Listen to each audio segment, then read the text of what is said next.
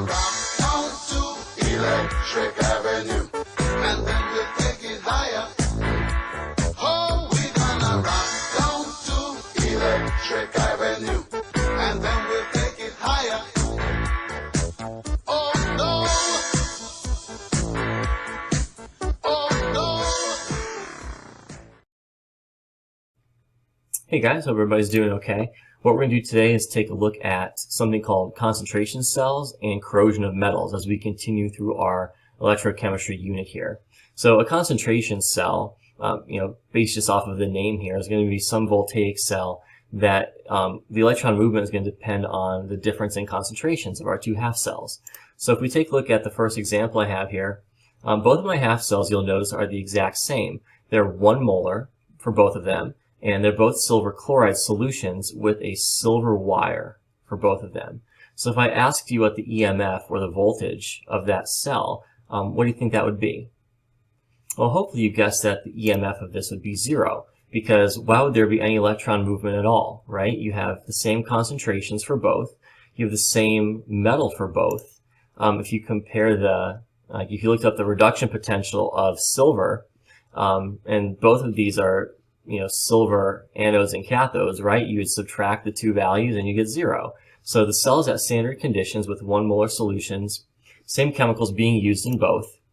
And if you think about it, the Q for this, because we're at 1 molar solutions, Q would be 1, and that would be KEQ for this as well, because they're both the same half cell.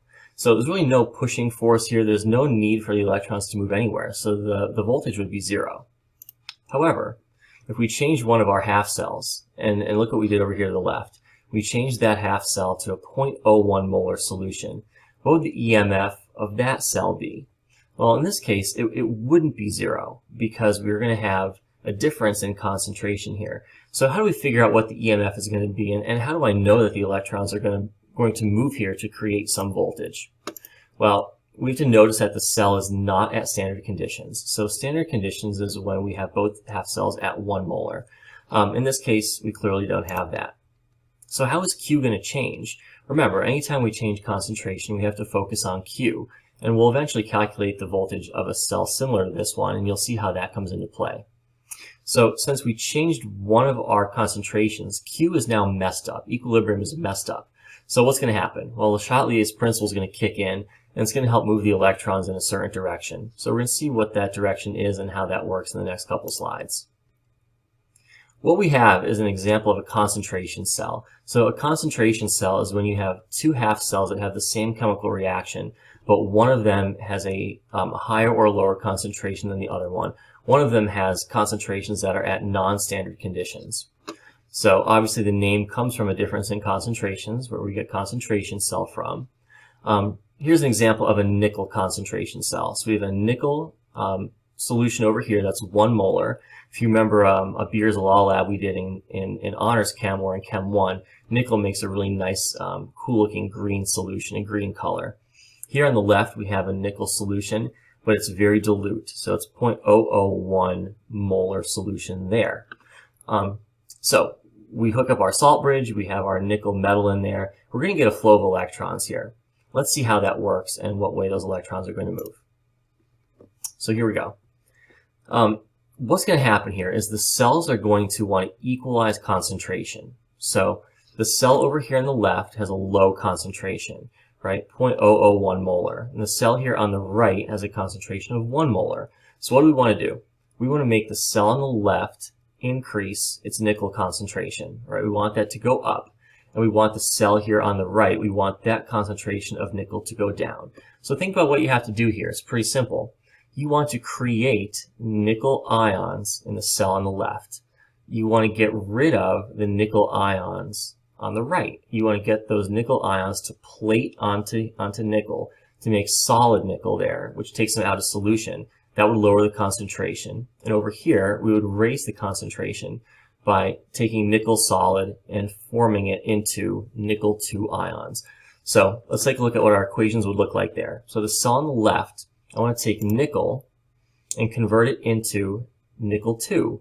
That's going to be where it loses 2 electrons. So that's my equation there, which you should write in. And the cell on the right, I'm doing the opposite, right? I'm taking the nickel 2, adding 2 electrons, I'm going to plate out solid nickel. If you look at these two reactions, we can categorize those as oxidation or reduction.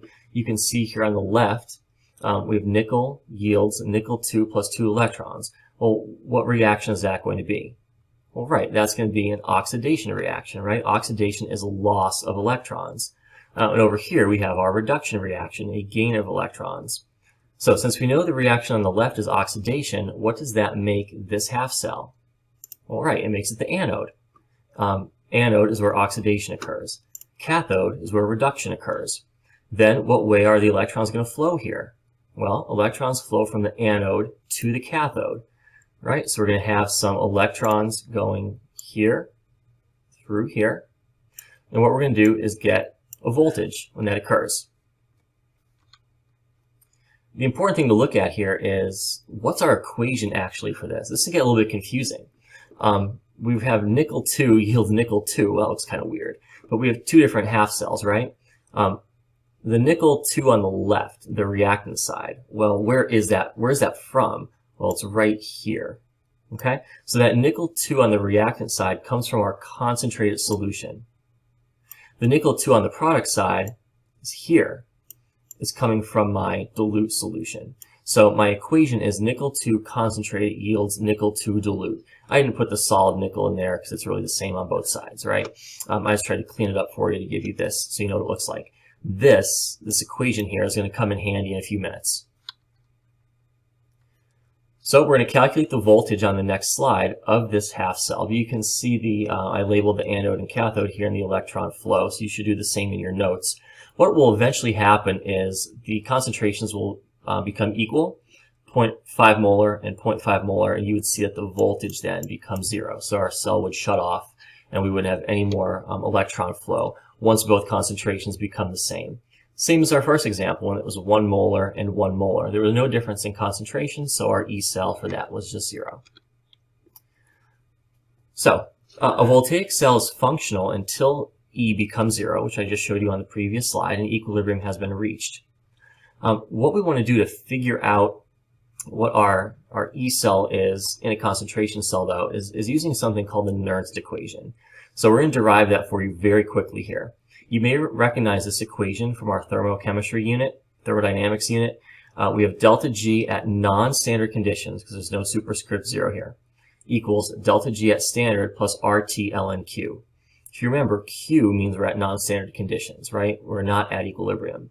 What we can do is take delta G and delta G at standard, substitute in something from a previous lesson. So remember, delta G equals negative NFE. We did that a couple days ago.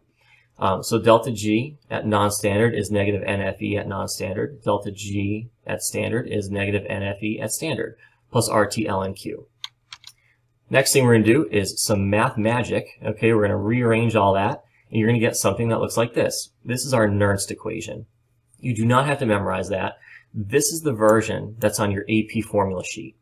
What you can do is combine all the constants. You can combine T, if we assume we're at 25 Celsius, R, and Faraday's constant. Combine those three, and you get 0.0592 over N, and we change our natural log into a log base 10. So you may see this form of it occasionally, but just keep in mind on your AP formula sheet is this version of it here. So it's your E cell at non-standard equals your E cell at standard minus RT over NF ln Q. So not that hard to use, you just gotta not make a calculator mistake, right? N is the number of moles of electrons, which we already know, because we've used that before. Something important to point out before we calculate anything. Nernst equation can be used to find the EMF of any cell. This is not just a concentration cell. I mean, you could use it to find the voltage of a concentration cell. That's what we're going to do. But you can really use it to find the E cell for any cell at non-standard conditions, right? All you have to do is figure out what your E cell at standard conditions is going to be. Plug in the rest of your values here, figure out what Q is, and you're on your way. All right, so that's an important point I wanted to make before we move on here. I'm just going to use the Nernst equation to find the E cell of this cell, but remember, it could be any cell at non-standard conditions. So here's my equation again up here at the top. My two half reactions are the same, right? So E cell at standard is 0. That was the first slide of the presentation today. When they were both 1 molar solutions, we said the voltage was 0. So for E cell at standard, plug in 0. I combine my constants to give it 0.0592 over N. I have 2 electrons in use here. And then my Q value, remember Q is equal to concentration of products over concentration of reactants. And that's why I gave you the equation again, because our product is our concentration of dilute nickel. Our reactant is the concentration of concentrated nickel. So plug them into your calculator, 0.001 molar over 1 molar. That's what our Q value is. Pop it all in, see what you get. Well, if you do it the right way, you should get positive 0.0888 volts. So it tells you that the electrons will flow. Obviously, you're not going to get a huge voltage here, but you're going to get something from that concentration cell. So you still do get some voltage from that. Another way to reorganize this, just so you guys can kind of see it here, if you take your Nernst equation, and at equilibrium, okay, so at equilibrium, the E cell is 0, and Q is equal to K. It's when the cell like shuts off, right? You can rearrange this and plug in 0 for E, right? Plug in K for Q, because we're assuming we're at equilibrium here. Rearrange, do some more math magic, and you get a form of this where you can solve for K. You could actually solve for your equilibrium constant based on your E cell at standard, moles of electrons, and your constants all combined here. So just another like manipulation of this. Okay, to wrap up the first part of the lesson here, just a quick summary of all this stuff on concentration cells and the Nernst equation. Here's a simple voltaic cell right here, zinc and copper half cells. You can see that at standard conditions, chart's already done for you, at standard conditions, 1 molar and 1 molar, you can see that Q is equal to 1, right? Because Q is, where we're starting our cell here. It's going to be 1 because all of our concentrations are 1, so you have no choice but for it to be 1. You can calculate the E cell using your reduction potentials. You get a voltage of 1.10. You can calculate delta G, and K, remember from a previous lesson, K is humongous for voltaic cells, which is what this is. So it's 1.5 times 10 to the 37th. Once the cell completes itself, like once the cell reaches its expectancy, the end, your copper ion concentration here is going to be virtually 0. And your zinc concentration is going to be humongous, right? Because the cell goes to completion. So what's your Q going to be? Humongous, right? It's going to be equal to K. Your voltage will be 0. Your delta G will be 0. You're done. Look what happens though when you change concentrations. You can use the Nernst equation to figure out your new voltage, this column right here.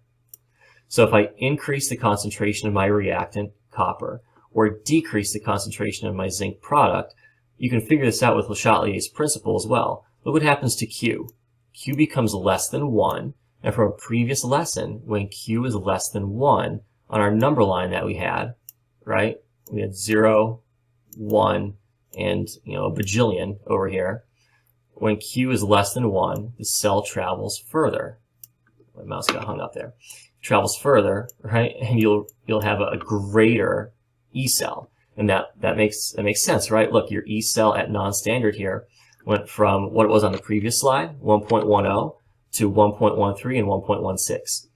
Then if you do the opposite of what we did above here, if you increase the concentration of your zinc ion product, or greatly decrease the concentration of your copper reactant, your copper ion reactant, Q becomes bigger, 10 and 100. So Q becomes some number here on the number line, and the cell has less distance to travel. So your E cell becomes less than 1.1, which is what you guys see here. Okay, so you can figure this out with the Nernst equation to get a quantitative value, right? Or you can use Le Chatelier's principle and the discussion of Q to figure out if the E cell will be greater or less than your normal E cell at standard. So it depends on what the question's asking. If it wants a number, use the Nernst equation. If it wants just greater or less than, you could save yourself some of that work and not worry about it.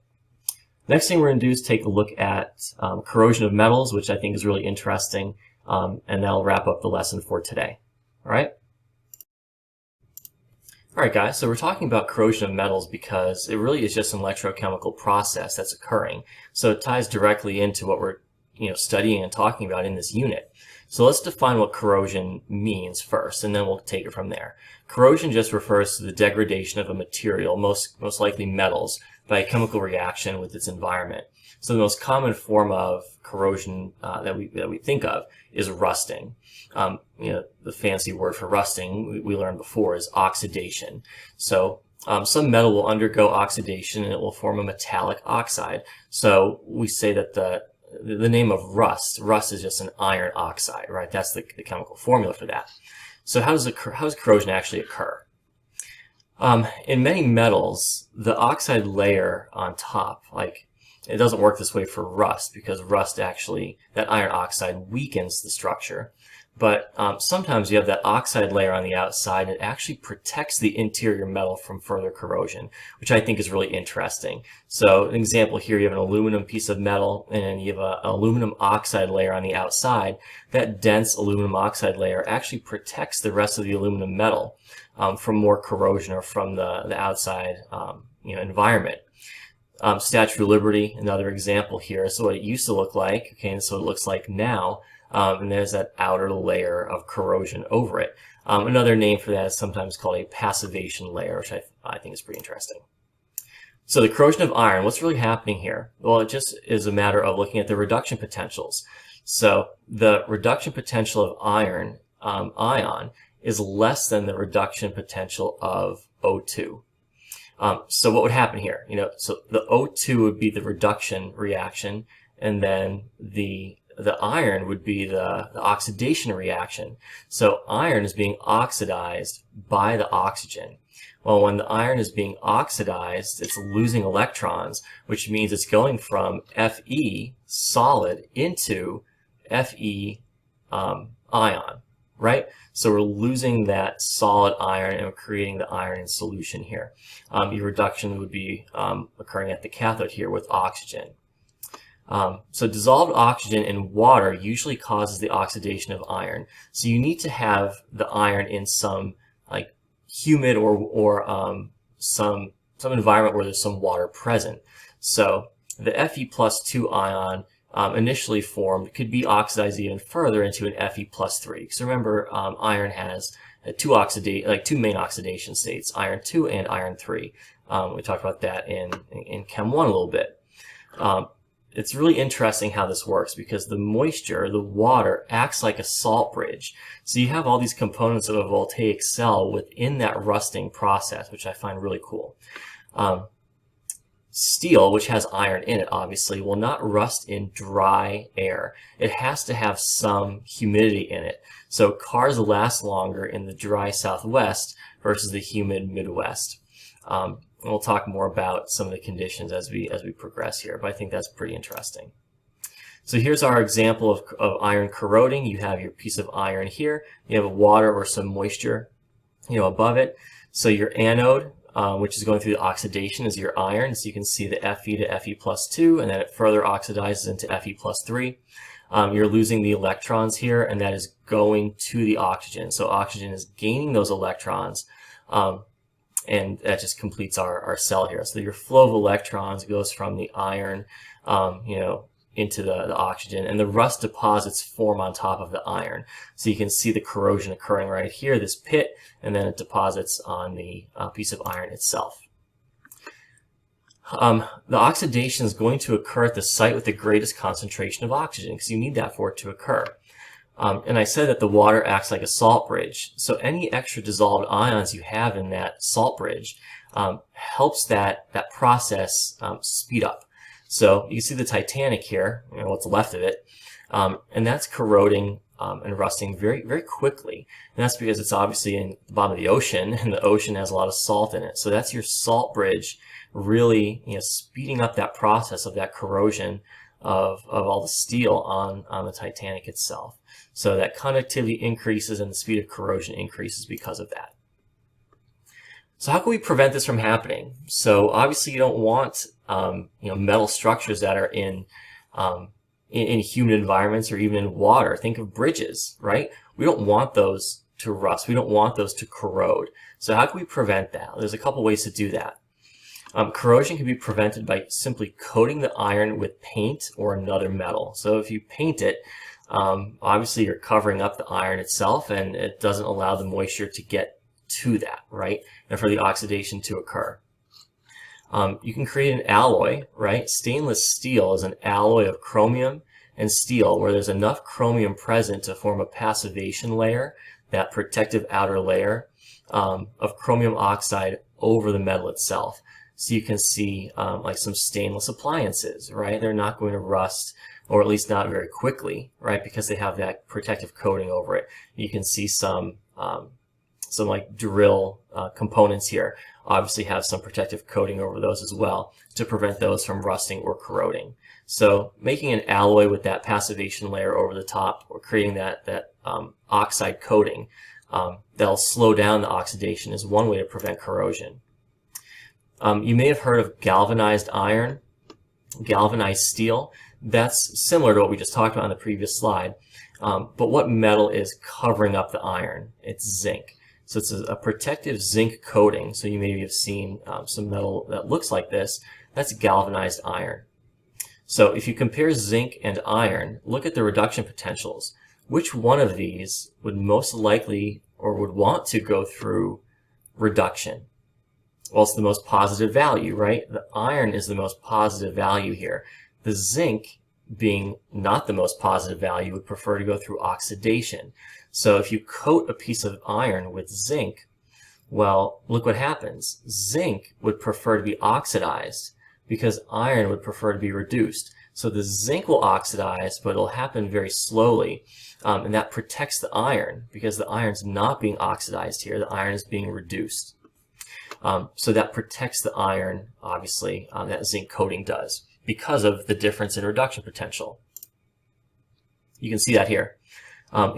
You have zinc covering your iron, okay, so this is your galvanized iron right here. You have your water droplet, just like we had on the previous example with just pure iron.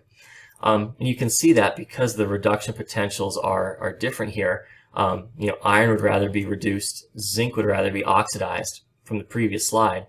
You can see the pit forming in the zinc anode here because that's going through oxidation. And then the iron cathode, nothing's happening to that, right? Because the oxidation is occurring here with the zinc, protecting that iron on the inside. The next thing I think is really neat. I love the name. Okay, it's called a sacrificial anode. So this is another way to protect metal from corrosion. There's a short video clip here from the TV show called Dirty Jobs, where the host goes in this location and looks at a sacrificial anode and what it does. It's a short little clip, and then we'll wrap this up when it's all over with. So I hope you enjoy this. This movable water barrier in Stamford, Connecticut, protects the city in case of high tides that can cause flooding. Normally it's on the ocean floor. Boats pass right over it. During tidal surges, we'll raise the gate, and we protect about 600 acres inside the harbor. We're going to be washing it out, changing zinc anodes. These anodes emit a small charge, which the corrosion essentially attacks the zinc instead of attacking the gate and rusting the gate out. The U.S. Army Corps of Engineers has to diligently stay on top of corrosion protection of the barrier to keep it operational. I'll be squirming through a labyrinth of chambers with Diana, an ex-park ranger who used to protect forests. She now protects cities. Every compartment has 6 anodes, one on the ceiling, one on the floor, and one on each of the 4 walls. How do you know when one of these anodes is ready to be replaced? You have to do an estimate. You kind of look at the percentage of what you think is left. So when do you replace them? Below 50. Below 50, all right. 70%, 85%. Yep. It's a grimy, cold, muddy job, battling seawater corrosion, but it's all part of the day's work for the Army Corps of Engineers. Nice work. That should last us about 5 years. All right, guys, hope you enjoyed that short clip there. To summarize that, if you have an underground pipe, whether it's a water pipe or carries some form of electrical wiring or whatever, you want to protect that, right? So if you have an iron pipe underground or another type of metal that oxidizes very easily, you don't want that to oxidize. So you hook up a sacrificial anode to that, so that goes through the oxidation instead. So the iron water pipe would normally rust and go through oxidation. But if you hook up some magnesium to that, look at the reduction potential difference here. The reduction potential of iron is negative 0.44. Magnesium is negative 2.37. So which metal would prefer to be reduced here? Well, again, it's iron because it's the more positive reduction potential. That means magnesium prefers to be oxidized. So that would be your anode. Magnesium would oxidize and corrode. The iron wouldn't. So what does this look like? Here's your water pipe or whatever pipe you have underground, where there's obviously a decent amount of moisture there that would cause corrosion to occur. Here's your magnesium anode, some wiring that's hooked up and connected to that piece of iron. And since that's connected now, what's going to go through oxidation? What's that magnesium anode? So this is going to corrode underground while the iron pipe does not. So again, like once this fully corrodes or that anode is gone, you need to replace that like they did in that video clip that you guys watched. But however long, they might last quite a while. Right before you have to do that, you need to make sure you're on top of something like that. I just think it's so cool that that's another way to prevent corrosion, and I just think I love the name, a sacrificial anode. Like it's such a noble cause it's sacrificing itself for. I don't know. I think it's probably a little cool. Okay, that's it. So the homework is pages 37 through 39. That ties in what we talked about today with a couple other things as well. So you'll submit this the same way you have with your other homework assignments. You're going to go to Google Classroom, you'll find a document there, and you'll just upload your work on that and turn it in. Same thing you did a couple lessons ago. Okay, we're nearing the end of the electrochem unit. There's only a couple lessons left, and that's really it for today. So if you guys enjoy this and found it interesting, and I'll see you guys later.